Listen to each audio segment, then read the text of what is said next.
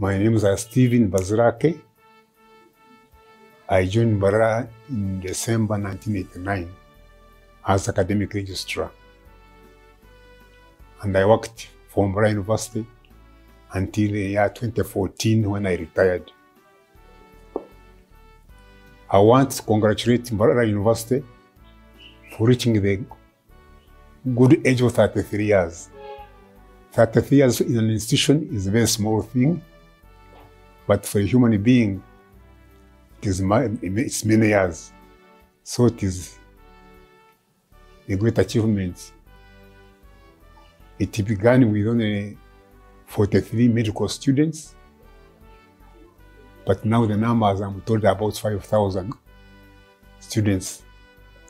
So it has grown in those 33 years to become a large institution.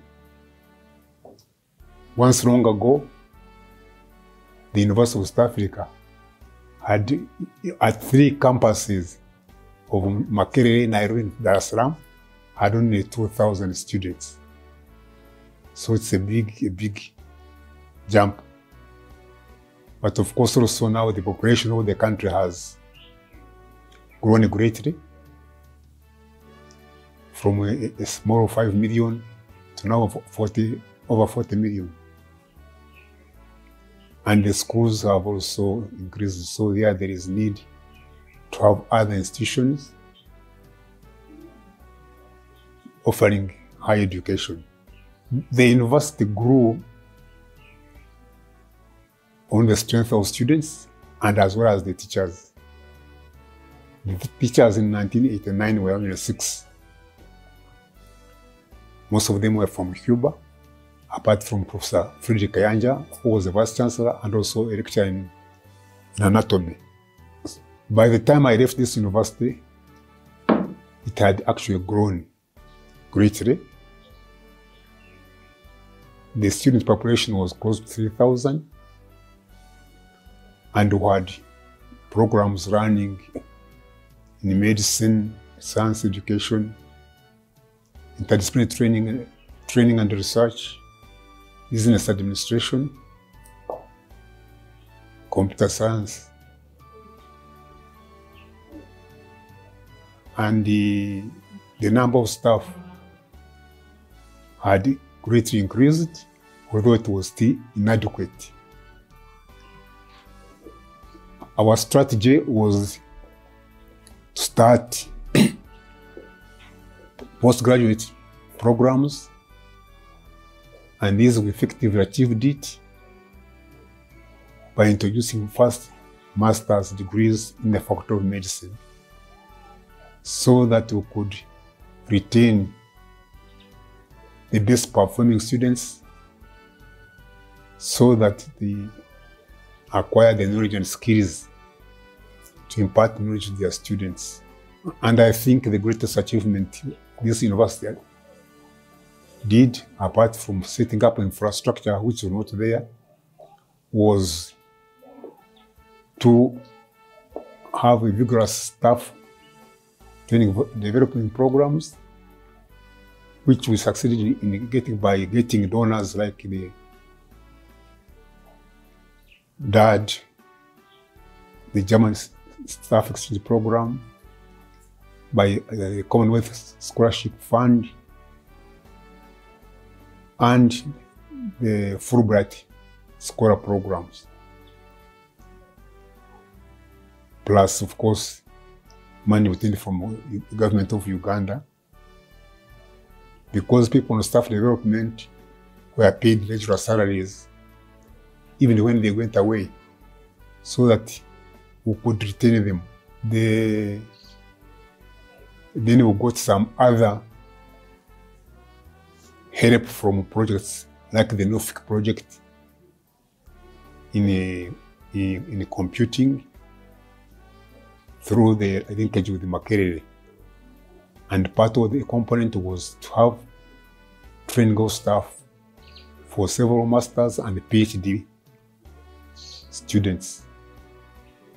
It was very helpful. They would do part in Makerere or part in the Netherlands, and increase staff The then Faculty of Development Studies also got a NOFIC project, and part of it, funding was to support staff development. The Germans came here and helped not only to bring staff who could train students, but also they had a scheme that each professor who was teaching here would get up to 50 euros every 2 years to help in equipping the departments. Our major challenge at the beginning, from 1889 to 1994, the government had not quite put up University Council. So we are dependent for running the capital development projects on the Minister of Education and the Minister of Housing. But at least as far as I'm concerned,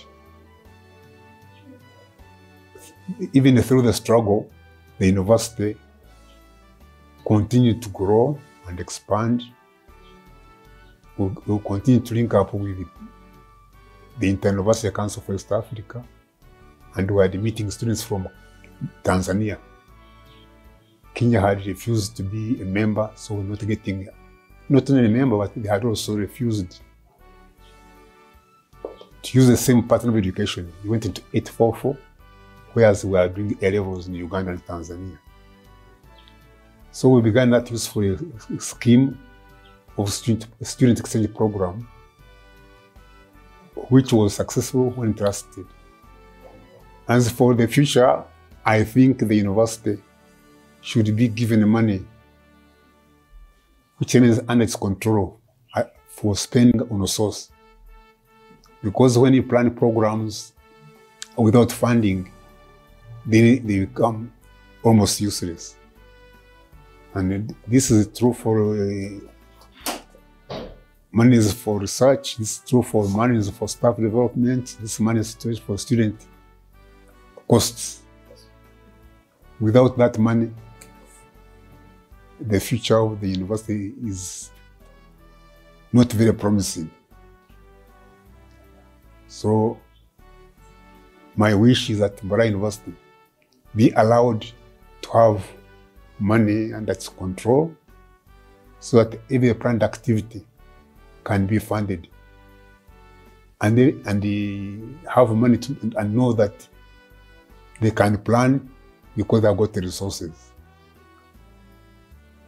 That will ensure that in the future, the university can now have a good development plan which is also funded. I wish Mbarara University happy anniversary and many more happy years to come. Succeed we must.